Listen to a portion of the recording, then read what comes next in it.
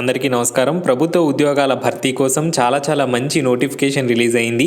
Clerical హోదాలో ఉండే ఈ ఉద్యోగాల భర్తీ కోసం చాలా సంవత్సరాల తర్వాత అఫీషియల్గా నోటిఫికేషన్ని రిలీజ్ చేశారు. అలాగే ఎప్పుడు 10 పోస్టులు 20 పోస్టులు ఇలా తక్కువ సంఖ్యలోనే పోస్టులను రిక్రూట్ చేసేవాళ్ళు. ఈసారి ఏకంగా ఒకేసారి 670 పోస్టుల భర్తీ కోసం ఈ నోటిఫికేషన్ని అఫీషియల్గా రిలీజ్ చేయడం జరిగింది. చాలా మంచి అవకాశం అని చెప్పొచ్చు. చాలా సంవత్సరాల తర్వాత ఈ నోటిఫికేషన్ అయితే అఫీషియల్గా వచ్చింది. ఈసారి మిస్ అయితే మరికొన్నేళ్ల వరకు కూడా ఈ ఉద్యోగాల భర్తీకి నోటిఫికేషన్స్ అనేవి వచ్చే అవకాశం లేదు. కోవిడ్ దృష్ట్యా ఇతరితర కారణాల దృష్ట్యా ఉద్యోగాల భర్తీ ప్రక్రియ అనేది చాలా ఆలస్యంగా జరుగుతూ ఉన్నాయి. రాష్ట్ర ప్రభుత్వాల నుంచి అయితే ఉద్యోగాల భర్తీకి నోటిఫికేషన్స్ అనేవి అస్సలు రావటం లేదు. సో వచ్చినటువంటి అవకాశాన్ని చక్కగా సద్వినియోగం చేసుకోండి. ఈ ఉద్యోగాలు చాలా బాగుంటాయి. క్లరికల్ క్యాడర్ జాబ్స్ ఇవి. హ్యాపీగా మీరు ఆఫీసులో కూర్చొని వర్క్ అయితే చేసుకోవచ్చు. ఈ పోస్టులకి సెలెక్ట్ అయిన అభ్యర్థులకి స్టార్టింగే 25,000 రూపాయలకు పైగా శాలరీ అయితే రావడం జరుగుతుంది. మేల్ క్యాండిడేట్స్ ఫిమేల్ క్యాండిడేట్స్ ఇద్దరు కూడా ఈ ఉద్యోగాలకి అప్లికేషన్ అయితే పెట్టుకోవచ్చు. అన్ని జిల్లాల్లో కూడా వేకెన్సీస్ అనేవి ఉన్నాయి. మీ సొంత జిల్లాలో మీ సొంత మండలంలో లేదా మీకు దగ్గరలోనే మీకు పోస్టింగ్ అనేది వచ్చే అవకాశం ఉంటుంది. కాబట్టి తప్పకుండా ఈ అవకాశాన్ని సద్వినియోగం చేసుకోండి. ఈ నోటిఫికేషన్కి సంబంధించిన అన్ని డీటెయిల్స్ని కూడా ఈ వీడియోలో నేను మీకు క్లియర్గా ఎక్స్ప్లెయిన్ చేస్తాను. సో వీడియో లాస్ట్ వరకు కూడా చూడండి. ప్రభుత్వ ఉద్యోగాల కోసం మీరు చూస్తున్నట్టయితే, గవర్నమెంట్ జాబ్స్ కోసం మీరు ప్రిపేర్ అవుతున్నట్టయితే తప్పనిసరిగా వీడియోని లైక్ చేయండి. ఈ నోటిఫికేషన్లో మొత్తం మనకి 670 పోస్టులు అయితే ఉన్నాయి. అన్నీ కూడా గ్రూప్ 4 ఉద్యోగాలు.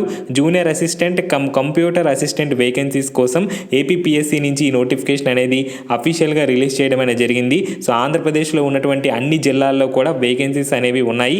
ఏ జిల్లాల్లో ఎన్ని పోస్టులు ఉన్నాయనేది ఒకసారి చూసుకున్నట్టయితే, శ్రీకాకుళం జిల్లాలో మొత్తం మనకి 38 వేకెన్సీస్ అయితే ఉన్నాయి. అలాగే విజయనగరంలో 34 పోస్టులు, విశాఖపట్నంలో 43, ఈస్ట్ గోదావరిలో 64, వెస్ట్ గోదావరిలో 48, కృష్ణాలో 50, గుంటూరులో 57, ప్రకాశం జిల్లాలో 56, అలాగే పొట్టి శ్రీరాములు నెల్లూరు జిల్లాలో 46, చిత్తూరు 66, అనంతపురం 63, కర్నూలు 54, వైఎస్ఆర్ కడప 51, మొత్తం 670 పోస్టులు అయితే రాష్ట్ర వ్యాప్తంగా ఉన్నాయి. సో వేకెన్సీస్ని మనకి డిస్ట్రిక్ట్ వైజ్గా ఇచ్చారు.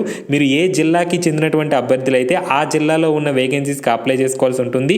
అలా కాకుండా మీరు వేరే జిల్లాలో కనుక అప్లై చేసినట్టయితే అక్కడ ఉన్నటువంటి ఓపెన్ కేటగిరీలో ఉన్నటువంటి వేకెన్సీస్కి మాత్రమే అప్లై చేయాలి.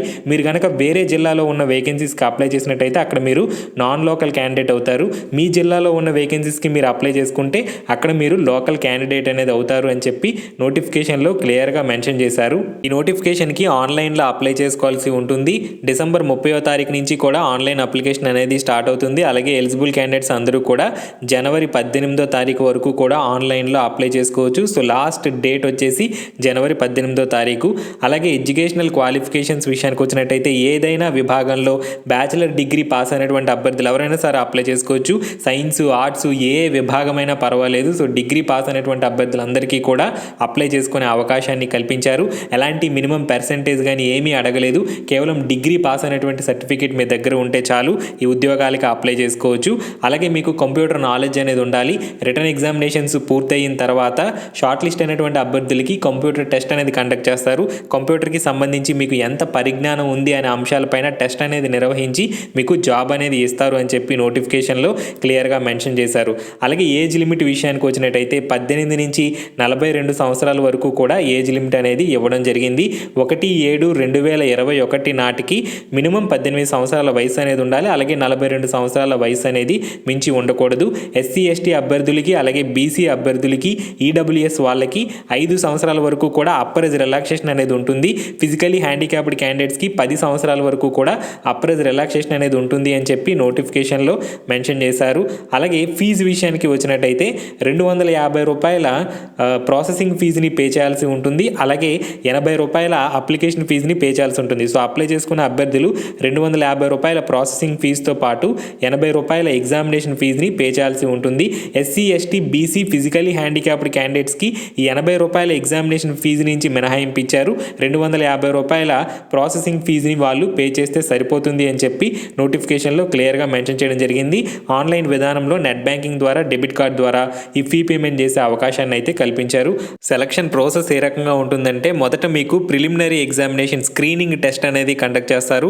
ఆబ్జెక్టివ్ విధానంలో ఈ స్క్రీనింగ్ టెస్ట్ అనేది జరుగుతుంది. ఈ స్క్రీనింగ్ టెస్ట్లో మీకు 2 పార్ట్స్ అనేవి ఉంటాయి. Section A, section B. Section ఏలో జనరల్ స్టడీస్, మెంటల్ ఎబిలిటీ నుంచి 100 ప్రశ్నలు వస్తాయి, 100 మార్కులు. అలాగే సెక్షన్ బిలో జనరల్ ఇంగ్లీష్, జనరల్ తెలుగు నుంచి 50 ప్రశ్నలు వస్తాయి, 50 మార్కులు. మొత్తం 150 మార్కులకి స్క్రీనింగ్ టెస్ట్ అనేది జరుగుతుంది. జనరల్ స్టడీస్, మెంటల్ ఎబిలిటీ ఇవన్నీ కూడా మీకు డిగ్రీ స్టాండర్డ్లో ఉంటాయి. అలాగే జనరల్ ఇంగ్లీష్, జనరల్ తెలుగు మాత్రం ఒక్కొక్క సబ్జెక్ట్ నుంచి 25 ప్రశ్నలు వస్తాయి. ఎస్ఎస్సి స్టాండర్డ్లో general English, general Telugu paper అనేది ఉంటుంది అని చెప్పి నోటిఫికేషన్లో క్లియర్గా మెన్షన్ చేశారు. అలాగే మెయిన్ ఎగ్జామినేషన్ విషయానికి వచ్చినట్టయితే ఎవరైతే స్క్రీనింగ్ టెస్ట్లో క్వాలిఫై అవుతారో వాళ్ళకి మెయిన్ ఎగ్జామినేషన్ అనేది కండక్ట్ చేస్తారు. ఈ మెయిన్ ఎగ్జామినేషన్ కూడా ఆబ్జెక్టివ్ విధానంలోనే ఉంటుంది. మీకు ఒక క్వశ్చన్ ఇస్తారు, 4 ఆప్షన్స్ ఉంటాయి. ఒక రైట్ ఆప్షన్ని మీరు సెలెక్ట్ చేసుకోవాల్సి ఉంటుంది. ఈ మెయిన్ ఎగ్జామినేషన్లో కూడా 2 పేపర్లు ఉంటాయి, పేపర్ 1, పేపర్ 2.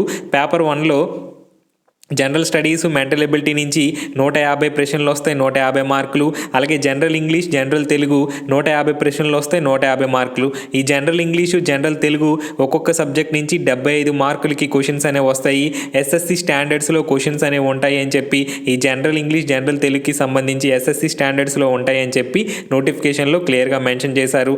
అలాగే ఈ ఆబ్జెక్టివ్ ఎగ్జామినేషన్లో మీకు నెగిటివ్ మార్కింగ్ కూడా ఉంటుంది. ఒక్కొక్క రాంగ్ ఆన్సర్కి 1/3 నెగిటివ్ మార్కింగ్ ఉంటుంది అని చెప్పి నోటిఫికేషన్లో మెన్షన్ చేశారు.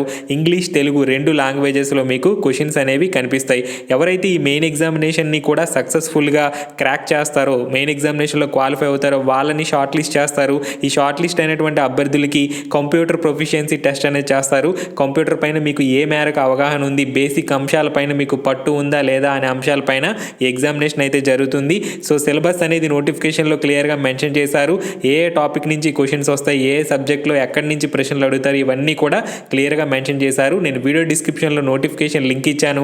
ఆ లింక్ మీద క్లిక్ చేసినట్టయితే ఈ సిలబస్ని మీరు డౌన్లోడ్ చేసుకునే అవకాశం అనేది ఉంటుంది.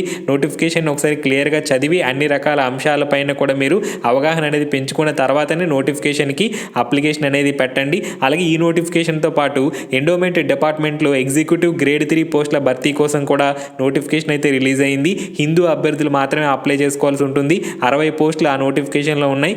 ఏదైనా విభాగంలో డిగ్రీ పాస్ అయిన వాళ్ళు ఎవరైనా సరే అప్లై చేసుకోవచ్చు.